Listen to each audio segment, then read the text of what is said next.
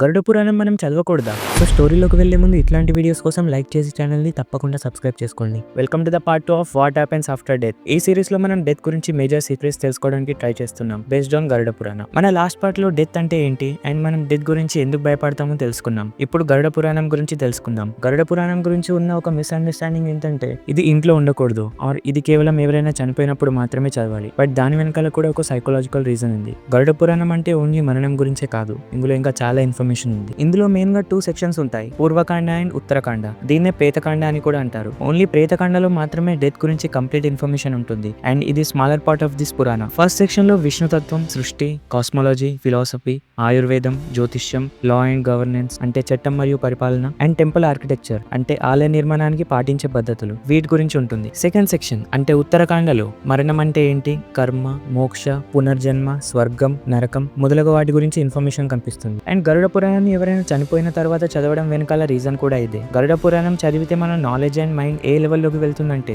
మరణం గురించి దుఃఖించడం ఆపి మరణాన్ని అంగీకరించడం స్టార్ట్ చేస్తాం. స్వర్గంలో పొందే సుఖాల గురించి తెలుసుకొని ఆనందపడి నరకంలో అనుభవించే శిక్షలు చూసి భయపడతాం. ఆత్మ యొక్క ప్రయాణాన్ని చూసి బాధపడి అదే ఆత్మ ఇంకో శరీరంలోకి వెళ్తుందని తెలుసుకొని ధైర్యం తెచ్చుకుంటాం. జనన మరణ చక్రాలు శాశ్వతమని గ్రహించి నిరాశపడి మోక్షం అంటే ఏంటో అవగాహన చేసుకుని దాన్ని పొందడానికి ప్రయత్నిస్తాం. మన ప్రతి కర్మను బట్టి మనకు విధించే శిక్షలు నిర్ణయించడానికి యముడు అండ్ మన ఆత్మలను తీసుకెళ్లడానికి యమదూతలు ఉంటారు. కానీ నిజంగా వీరు అస్తిత్వం కలిగి ఉంటారా లేక ఓన్లీ సింబల్సా? స్వర్గం నరకం అనేది నిజంగా ప్లేసెసా లేక మన సైకలాజికల్ స్టేట్సా? దీని గురించి మన నెక్స్ట్ పార్ట్ లో చూద్దాం.